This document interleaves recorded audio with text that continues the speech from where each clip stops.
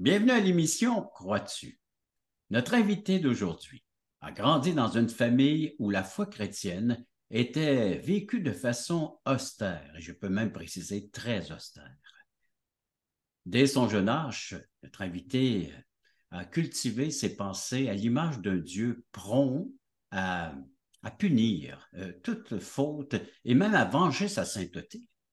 Il a donc cru qu'il devait travailler, peine et misère, à gagner l'amour de Dieu et surtout son approbation, tout en luttant contre la crainte et la culpabilité qui l'envahissaient souvent.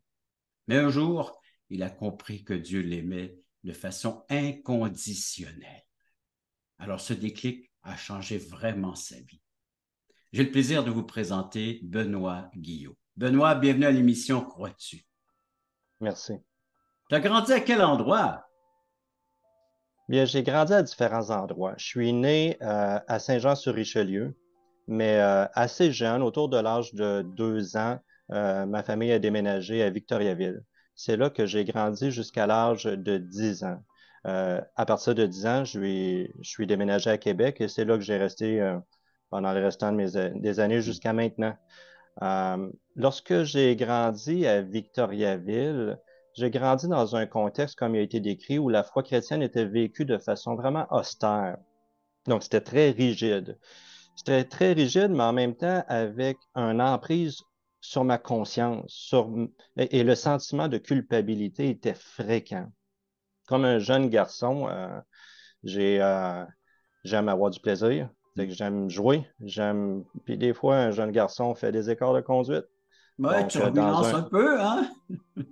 Oui, oui, on se laisse aller là à certains moments, puis je fais des choses, puis là, on y pense après que c'est j'ai fait là. Et, euh, la punition était sévère, la punition était dure, et j'avais pas le droit à l'erreur.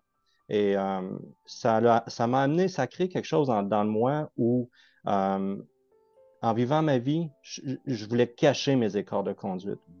Donc, je suis devenu hypocrite. Je mentais et je le savais. Et quelquefois, je m'en sortais quand même assez bien. Donc, il y avait une sorte d'habileté que je pouvais avoir à bien paraître et à m'en sortir et à éviter les punitions. Parce que le contexte dans lequel je vivais, il était austère, mais en même temps, il y avait des punitions très sévères pour des petites choses que je pouvais commettre. Euh, Ça installant en moi un fort sentiment de culpabilité. Ça installant en moi aussi une crainte, une grande crainte de l'autorité. Puis en plus de ça, il y avait une sorte d'isolement. Ce qui faisait en sorte que dans toute cette austérité-là, je ne pouvais pas trop me permettre de faire des écarts de conduite. Mais je ne pouvais pas les éviter non plus. On en fait, on est tous coupables. Comme jeune garçon, je n'étais pas si maladroit que ça, mais j'aimais me faire plaisir, j'aimais jouer, mais des fois, tu fais quelque chose, tu dis non, j'aurais pas dû faire ça. Donc, l'hypocrisie, c'est devenu une habitude de vie. Très jeune, 5, 6, 7 ans, 8 ans, 9 ans, etc. La chose est que dans ma conscience, je le savais que je faisais des choses pas correctes. Je le savais en plus que je les cachais. Et je me sentais pas bien avec ça. Ça m'affectait. Mais en même temps, il y avait toute cette dimension où j'essayais de gagner l'amour, de gagner l'admiration, de gagner une sorte d'acceptation. Fait que c'était important de bien paraître puis de cacher les fautes que je pouvais commettre. Donc, déjà jeune, non seulement il y avait l'hypocrisie, mais il y avait aussi toute cette conception que l'amour, faut le gagner. Faut travailler fort pour le gagner. Et ça m'a amené dans une sorte de détresse émotionnellement. Je me sentais démuni. Comment est-ce qu'on peut faire plaisir à quelqu'un que c'est comme impossible à faire plaisir? Comment est-ce que je peux en même temps me sentir bien dans ma conscience, tout en étant hypocrite, en mentant, mais en vivant une vie qui n'était pas si mauvaise que ça? Donc, ça m'a causé une certaine détresse, mais en même temps, je voyais les autres autour de moi, les jeunes, certaines autres personnes qui, eux, ces gens-là vivaient avec joie, s'épanouissaient. Euh, Puis, je n'étais pas capable de distinguer, bon, pourquoi dans ma vie à moi, c'est si dur, c'est si opprimant, c'est si austère. Et c'est à l'âge de 10 ans qu'il y a quelque chose de spécial qui s'est passé dans ma vie. Parce que là, on est déménagé à Québec. Et ma vie était un petit peu moins austère pendant 1 an ou 2. Donc, à l'âge de 10 ans, j'ai grandi à Victoriaville, mais à l'âge de 10 ans, j'arrive à l'église de Chauveau. J'arrive à Québec. Et là, je poursuis ma vie un petit peu toujours dans le même mode. Mais là, tout d'un coup, je commence à me faire quelques amis. Je commence à voir comment les autres vivent. Je commence à vivre d'une façon un petit peu plus relaxe à l'âge de 10 ans. Et j'ai joint une église, l'église évangélique de Chauveau. Mhm. Et là, je voyais des choses qui étaient tellement différentes de la façon dont j'ai grandi à Victoriaville. Par contre, ma conscience me suivait tout le temps. Je le savais que j'étais coupable. Je le savais que j'étais hypocrite. Puis je continuais dans ces habitudes-là parce que c'était comme incrusté en dedans de moi. C'était ma façon de vivre. C'était ma façon de bien paraître. Mhm. C'était ma façon même de gagner l'amour, de gagner l'approbation, mais c'était pas réel, c'était pas authentique. Donc ça, c'était à l'âge de 10 ans, lorsque je suis Oui. arrivé à Québec. Et j'avais besoin d'un changement dans mon cœur. Je le savais. Hmm. Je le savais que j'avais besoin d'un Ces, changement dans mon ces cœur. comparaisons-là, Benoît, tu les faisais avec des gens qui étaient dans le même contexte que toi, c'est-à-dire euh, avec une foi, une vie chrétienne, et tu comparais et tu disais, eux ont l'air plus épanouis que tu pouvais l'être, toi, dans un contexte similaire, semblable. Je crois qu'il y avait ma conscience qui m'affectait beaucoup. Donc, on le sait, hein, je dirais deux mots, ma conscience qui m'affectait beaucoup, mais en même temps, sans être capable de l'expliquer, parce que je vivais dans la peau d'un enfant de 10 ans, une Mhm. sorte de détresse, une profonde détresse, où je ne pouvais pas le dire comme ça à ce moment-là, Hmm. mais j'avais besoin d'être aimé Ouais. comme je suis. Puis je me rendais compte que j'expérimentais pas cet amour-là, j'expérimentais beaucoup plus la crainte, beaucoup plus la culpabilité et même l'isolement. Mais Euh, mon cher Benoît, on va prendre une courte pause. On réfléchit sur ce qui vient d'être dit, entendu de la part de ton témoignage jusqu'à maintenant. Après la pause, on aimerait entendre la suite. Vous rappelez-vous du temps où vous étiez dans ce monde totalement perdu, quand Dieu vous cherchait? Vous souvenez-vous de la joie ressentie au moment où vous êtes passé de l'ombre à la lumière, quand votre raison de vivre par l'amour de Dieu est devenue claire? Allons, levons les yeux, montons sur la montagne pour conquérir. À la gloire de Dieu et au salut des âmes perdues, il est temps de célébrer notre foi.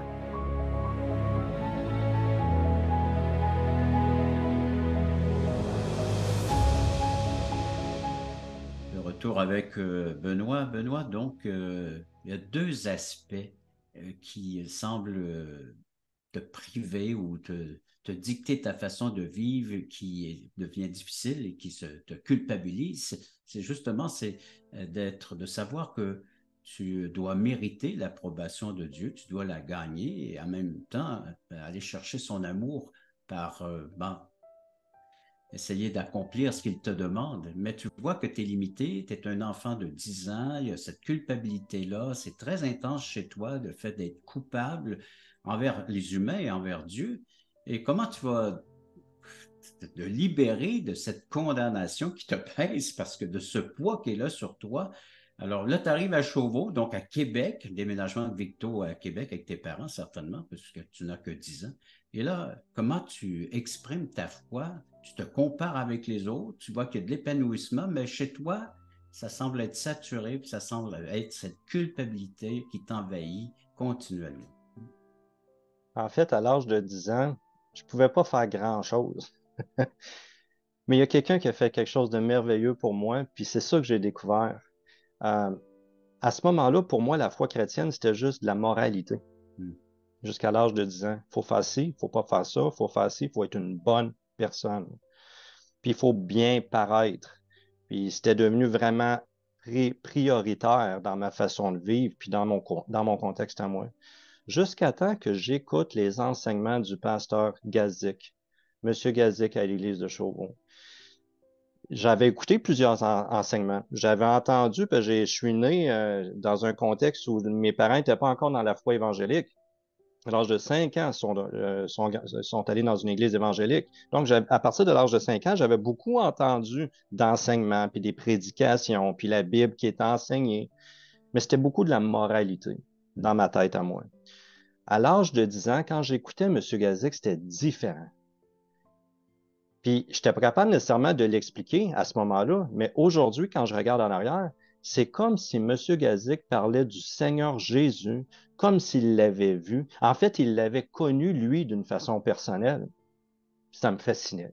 Puis il racontait les histoires de Zachée qui grimpait dans l'arbre, puis le Seigneur Jésus, parce qu'il était honteux de se montrer à Jésus. Puis Jésus, il connaissait par son nom. Puis il passe en dessous de l'arbre, puis il dit, Zachée, descends, je veux aller dans ta maison manger avec toi. Mais quand M. Gazik parlait de sa vie, quand M. Gazik enseignait la Bible, Jésus, c'était une vraie personne. Hmm. Mais c'était une personne en plus qui compatissante, qui aimait. Il parlait de la grâce de Dieu en Jésus. Moi, c'est devenu comme une bouffée d'air frais. C'était comme, wow. Là, j'écoutais, j'en mangeais, mais j'étais quand même toujours étouffé avec cette sorte d'hypocrisie. Puis j'essayais de même vivre une vie où je me faisais plaisir sans me faire prendre. Fait que je continuais dans ce mode de vie-là. Puis Fait que on double me vie. disait On une peut parler double de vie, double quelque vie. part. Oui, une vie où à l'intérieur, je me sens pas bien, Hmm. mais à l'extérieur, il faut que je paraisse Ouais. bien. Puis, c'est là que M. Gazik, dans ses enseignements, l'élément personnel avec Dieu, avec Jésus a changé. Bon, on me disait souvent, en tant qu'enfant, pour connaître Jésus, pour être pardonné, faut-tu mettre ta foi en lui. Mais dans ma jeune tête de 10 ans, ça veut dire quoi? C'est-tu juste de prier? Ça veut dire quoi faire confiance à Jésus qui est mort sur la croix pour moi, pour payer ma peine? C'était flou. Il y a une nuit, pas que je veux nécessairement donner de l'importance au rêve, mais il y a une nuit où je fais un cauchemar. Puis j'ai vraiment peur. J'avais 10 ans, j'étais à l'aube de mes 11 ans. Puis je me lève le matin, je vais voir mon père, puis je lui dis, Papa, je veux vraiment être sauvé. C'est comme ça qu'on dit ça, hein? Je veux être sauvé, je veux être pardonné, je veux que ma conscience soit libérée. Comment je fais? Ça veut dire quoi croire en Jésus? Et là, mon père m'a posé une question bien simple, qui m'a vraiment permis de comprendre ça veut dire quoi croire, m'approprier personnellement. Mon père me dit, Benoît, tu penses-tu que si tu étais le seul sur la terre à avoir commis un seul mensonge, là, c'était comme il est venu toucher la chose que je me sentais coupable. Si j'étais le seul sur la terre à avoir commis un seul mensonge, cette offense-là mérite d'être punie. Et ça, je le savais, puis je vivais constamment avec ça. Mais dit, crois-tu, penses-tu que c'est juste pour toi, seul sur la terre, à avoir fait un seul mensonge, que Jésus est mort? J'ai dit oui, c'est pour moi. C'est pour juste ce petit mensonge-là. Moi, dans ma tête, je savais qu'il y en avait beaucoup. Là, je les additionnais. Je me souviens dans ma tête, il y en a beaucoup plus qu'un. Mais il dit, Jésus est mort pour toi. Si tu l'acceptes par la foi. Puis là, il n'y a pas eu de prière autre que veux-tu lui dire merci? Veux-tu dire merci au Seigneur Jésus d'être mort sur la croix pour porter la peine de tes offenses, pour porter les dommages des offenses que tu as fait contre Dieu? Je dis oui. Fait que je me suis agenouillé sur le bord du lit, dans la chambre de mon père et de ma mère. J'ai dit, Seigneur Jésus, merci d'être mort sur la croix pour porter, pour payer la peine de mes offenses que j'ai commises. Puis à ce moment-là, j'ai juste eu dans mon cœur un amour, un émerveillement, un amour envers Jésus. Waouh, Jésus, c'est pour moi que tu as fait ça. Est-ce que c'est ce fameux déclic que j'ai annoncé au tout début de l'émission, que oui, la culpabilité, oui, essayer de gagner l'amour de Dieu, mais un jour, un déclic s'est fait et ça a tout changé, bouleversé ton existence. C'est ce fameux déclic? Ça a été une première lueur d'espoir. Ça a OK. été un premier déclic. J'ai lutté encore après avec la culpabilité. On pourra en parler un peu plus, mais Oui, j'ai parce lutté que je te avec la garde encore culpabilité. pour une autre partie de l'émission, mais juste avant, je dois te dire, puis à nos téléspectateurs, qu'on va prendre une courte pause. Et puis après la pause, justement, comme tu l'as si bien mentionné, on aura la suite de ton témoignage concernant peut-être d'autres petits déclics qui se sont faits, mais déjà là, quand même, d'apprendre que Dieu t'aimait tel que tu es et prêt à te pardonner. Déjà, il y a tout un pas en avant qui a été fait après la pause.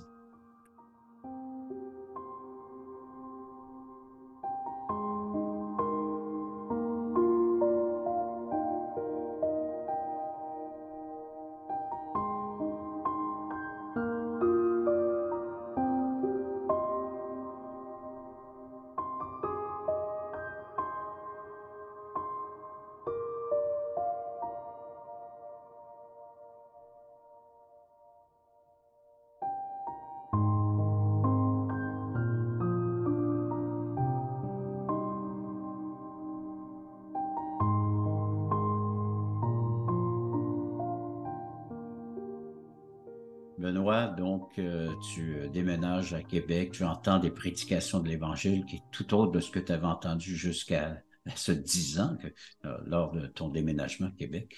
Et c'est ce monsieur Gazik, ce prédicateur, qui te présente la personne de Jésus-Christ. Et ça vient te chercher, ça vient te toucher. Tu t'aperçois que l'Évangile n'est pas un code moral, des lois strictes à observer, des commandements, tout simplement, c'est ça, un code d'éthique, mais c'est plus que ça, c'est une présentation de la personne de Jésus-Christ que tu accueilles un soir dans la chambre de tes parents en faisant une courte prière, en demandant pardon et en acceptant ce qu'il t'offre, son salut ou sa délivrance. Alors, et ensuite, est-ce qu'il y a eu autre chose que ce premier déclic, comme tu mentionnais juste avant la pause? Oui, c'est ça. En fait, la vie est demeurée austère, puis même elle s'est empirée avec les années. Ah C'est devenu oui. de plus en plus austère, rigide. Mais je savais que Jésus m'aimait. Je savais que Jésus m'aimait. Un des passages de la Bible qui a vraiment eu un grand impact, et j'ai encore cette Bible que j'avais il y a quand j'avais 10, 11 ans, un des passages de la Bible qui a eu un grand impact dans mon cœur, puis qui faisait que je me posais toujours des questions. Ça marche pas. Il y a des choses qui ne marchent pas dans la façon dont la vie est vécue autour de moi. Ce verset est le suivant.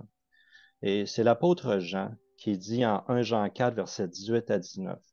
La crainte n'est pas dans l'amour, mais l'amour parfait bannit la crainte, car la crainte suppose un châtiment, et celui qui craint n'est pas parfait dans l'amour. Et ensuite, pour nous, nous l'aimons Jésus, parce que lui nous a aimés en premier. Et ce verset-là était dans mes pensées, puis il m'amenait toujours à observer ce qui se passait autour de moi, puis me dire, la crainte est trop présente, la culpabilité est trop présente, l'isolement est trop présent, il y a quelque chose qui ne marche pas. Il y a quelque chose qui n'est pas comme ce que Dieu veut. Et ça m'amenait quand même à poser des questions. Mais plus qu'on pose des questions dans un tel contexte, c'est pas une bonne idée. Donc, l'austérité devenait plus forte en posant des questions. Les conflits commençaient à devenir plus forts aussi, mais je savais qu'il y avait un réconfort dans l'amour de Dieu. Je le savais. Je ne l'expérimentais pas nécessairement, mais je le savais. Je luttais encore avec la culpabilité, la crainte, parce que c'était le contexte dans lequel je vivais. Mais à chaque fois, je me tournais vers Jésus dans la prière puis dans la parole de Dieu. Je comprenais et je savais que j'étais aimé en Jésus. Jusqu'à un moment donné où j'ai quitté ce contexte austère, ce contexte abusif. Et je l'ai quitté quand même vieux, à l'âge de 33 ans. Et en quittant, le sentiment de culpabilité est encore présent. J'aurais pas dû partir. J'aurais pas dû. J'aurais dû continuer de vivre dans ce contexte-là. Jusqu'à un moment où j'ai lu un livre écrit par John Piper. Un livre où John Piper, le titre, c'est L'être humain a été créé pour prendre plaisir en Dieu. La première fois que je l'ai lu, je l'ai rejeté. J'ai dit non, ça ne marche pas avec tout ce que j'ai entendu de l'austérité de la foi chrétienne. Ça ne marche pas. C'est pas une question de plaisir, c'est une question de devoir. C'est un devoir de vivre pour Dieu. Mais il parle de l'amour. Il parle de l'amour, puis il donne des exemples avec son épouse. Puis il dit, mon épouse, elle m'aime, pas par devoir, elle m'aime parce qu'on est dans une relation. Je l'ai lu une fois. Je l'ai lu une deuxième fois parce qu'il y a un ami qui me l'a recommandé. Je l'ai lu une troisième fois. Puis c'était la troisième ou quatrième fois qu'à un moment donné, il y a eu un déclic. J'ai dit, Dieu m'a créé pour que je prenne plaisir en lui. Et oui, je l'aime. Puis c'est normal de prendre plaisir en Dieu, mais il y a de quoi qui doit être changé profondément en moi pour que je sois capable de désirer Dieu, de désirer être aimé par lui et de désirer l'aimer. Ce livre-là a fait un déclic. Et là, je me suis mis à regarder en avant. Une autre lutte que j'ai vécue, c'est le pardon. Comment pardonner? Dans un contexte où on regarde en arrière, puis on regarde des fois des gâchis, on regarde à des choses qui se sont produites, où on dit, ben, si c'était pas arrivé, ma vie serait probablement autrement aujourd'hui. Puis des fois, on même regarder à ce qui se passe aujourd'hui, disait, ben, c'est à cause de ce qui m'est arrivé que je suis pris avec telle chose. J'ai une maladie, j'ai des difficultés physiques. Les Puis des fois, dépendances, hein? Bien souvent, les gens vont dire c'est dans le milieu dans lequel j'ai grandi. exact. On fait des relations, des causes, des relations Effet. cause-effet. Mais à un moment donné où j'ai compris le pardon, puis je l'ai compris euh, suite à différentes lectures. Un des livres que j'ai lu, c'est un livre de Tim Keller où il dit La raison est pour Dieu. Au chapitre 12, il parle de la vraie histoire de la croix. Mais il expliquait le pardon d'une façon bien simple. Il dit n'importe qui fait des dommages à quelqu'un d'autre, ces dommages-là ont un prix, ils ont un coût. Il donnait l'exemple d'une clôture, mais si je recule dans la voiture de mon voisin, je fais pour 10 000 de dommages, il faut que quelqu'un les paye. On oublie les assurances. Il faut que quelqu'un les paye. Mais il dit le pardon, c'est j'accepte de garder sur moi le coût de ces dommages-là, de ne pas te les imposer. Mais il y a des dommages. Puis il l'amenait dans notre relation avec Dieu. Il dit quand on fait des choses pas correctes, des péchés, il y a des dommages de fait. Mais Dieu, en Jésus, a dit, je garde sur moi ces dommages-là. Et Dieu est venu porter les dommages, puis il est mort sur la croix. Et au lieu de me les imposer, de sorte que s'il y a des gens qui ont fait des dommages pour moi, autant moi que la personne qui a fait des dommages peut se rendre auprès de Dieu puis dire, Dieu, parce que tu as porté la peine de mes dommages en Jésus à la croix, je peux être libéré, je peux être guéri, je peux être transformé. Ce livre-là a permis un autre déclic. Et j'ai grandi tranquillement à comprendre que je suis aimé par Dieu. Je n'ai pas besoin de gagner son amour. Je Donc, suis en aimé par lui. résumé, pour conclure cette partie de témoignage, donc tu as fait une découverte de l'amour de Dieu et là, tu peux t'épanouir dans cet amour que Dieu a manifesté à la croix pour toi en donnant son Fils unique et en l'accueillant dans ta vie de façon très personnelle. Mais on voit qu'il y a tout un cheminement des clés qui se sont faits dans la compréhension de cet évangile, la compréhension de ce don d'amour de Dieu envers toi, ton égard. Et après la pause, j'aimerais qu'on puisse justement aider les gens qui nous écoutent, qui t'écoutent présentement, à faire un déclic dans leur vie aussi pour faire cette grande découverte que Dieu les aime, les a tant aimés, qu'il a donné son Fils afin de pouvoir les sauver eux aussi à leur tour après la pause. Le voici, ce merveilleux cadeau. Nous vous offrons un livret d'environ 20 pages qui a comme titre Passeport pour le ciel. Très bien illustré. Un enfant le pourrait saisir, comprendre la portée du message. Nous vous l'offrons tout à fait gratuitement, sans aucun déplacement de votre part. Vous pouvez nous appeler, vous pouvez aller sur notre site croixtu.ca, faire des demandes, mais il sera livré à la maison, chez vous. Alors donc, juste en faire la demande, et il sera livré gratuitement à la grandeur du Québec, grandeur du Canada, à tous ceux qui voudront le recevoir, qui va vous expliquer comment avoir un passeport pour entrer au ciel, et cela pour l'éternité. Le samedi 11h30, Croix-tu vous invite à regarder les témoignages vivants et percutants qui nous ramènent à l'essentiel. Nos invités vous dévoileront comment le Seigneur est entré dans leur vie.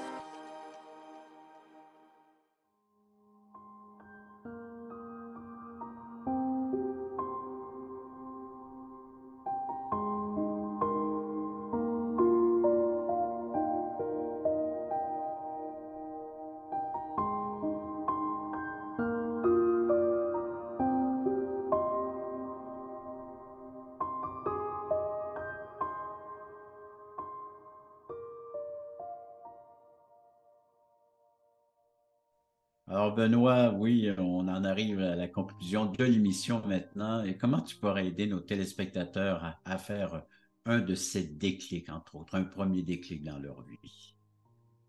En fait, ce que j'aimerais dire, c'est qu'on ne choisit pas les situations dans lesquelles on vit. La naissance, la façon dont on grandit, ce qui nous arrive même aujourd'hui. Il peut y avoir toutes sortes de situations. Et même, j'aimerais dire, on peut se trouver aux prises à un environnement toxique ou abusif. Puis dans ce temps-là, c'est important de demander de l'aide, d'en parler avec un ami. Mais j'aimerais aussi dire qu'on est tous à la fois victimes et coupables du mauvais, du péché. La Bible appelle ça le péché, mais on est tous à la fois coupables, mais victimes. Puis peut-être, on est les deux. J'allais dire peut-être à la fois plus victimes que coupables, mais on est les deux. Les deux, On oui. est tous coupables devant Dieu. On essaie tous à quelque part de se libérer de ce sentiment de culpabilité. Parce qu'on veut vivre une vie qui est agréable. Et on veut être libéré du mauvais en nous. Et on a tous besoin d'être guéris et transformés. Si tu ressens, comme moi, ce besoin de délivrance, un besoin de pardon, un besoin d'une vie guérie, délivrée, transformée, épanouie, viens à Jésus. Viens à Jésus parce que Jésus est venu pour délivrer les opprimés. Il dit lui-même dans la synagogue où il est rentré. Jésus dit lui-même, venez à moi. Puis il dit ça à des opprimés. Venez à moi, vous tous qui êtes fatigués et chargés, et je vous donnerai du repos. Il y a du repos en Jésus parce qu'il y a du repos dans son amour. Il y a du repos dans son pardon. Et ça serait l'invitation que moi, j'ai pris pour moi-même, mais que j'aimerais lancer à tous ceux qui m'écoutent. Ça fait combien d'années que tu vis maintenant de cette paix? Ça fait depuis l'âge de 10 ans, donc ça fait 39 années. Puis elle dure, cette paix? Elle est disponible à quiconque. Alors oui, et ceux qui voudraient en savoir, en connaître davantage concernant l'Évangile ou cette présentation de notre ami M. Guillot aujourd'hui, là. Alors, pouvez nous écrire à croitu.ca puis aller visiter notre site. Vous allez entendre, réentendre, revoir ces témoignages qui passent à la télé. Et les samedis matins à 9h30, vous avez également en direct sur Zoom, donc à Croix-tu, les témoignages. Vous pouvez donc nous appeler, numéro de téléphone, nous écrire et assister à des études bibliques les mardis soirs, 19h, 20h au Nouveau-Brunswick. Et alors, tout cela, c'est gratuit. Vous avez également de la littérature, le passeport pour le ciel qu'on vous offre. Vous n'avez qu'à en faire la demande. Une autre explication par écrit de comment profiter du don de Dieu en la personne de Jésus-Christ. Tout ça est gratuit. Benoît, merci de ta participation et merci à tous ceux et celles qui sont encore à l'écoute de cette autre émission. Crois-tu?